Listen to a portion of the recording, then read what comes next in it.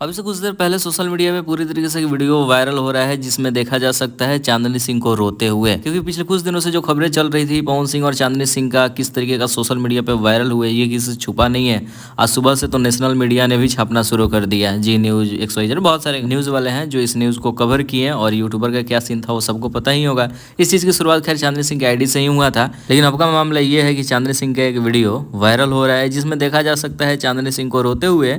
लेकिन इस वीडियो में थोड़ा सा डाउट भी हो रहा है कि कहाँ उसमें तो कुछ नाम वगैरह वैसा कुछ नहीं है, क्योंकि अगर लाइव आती रोती तो ये सारी चीज़ें क्लियर हो जाता।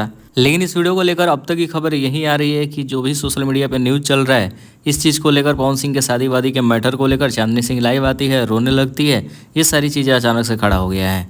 खैर इस वीडियो की सच्चाई अब तक तो पता नहीं चल पाई है, बट देखते हैं कैसा है, कहाँ से वीडियो वायरल हुआ है, सच्चाई क्या है। जैसे ही कुछ मिलता है वीडियो बनेगा, आप सब चैनल के साथ सब्सक्राइब करके जुड़े रहें।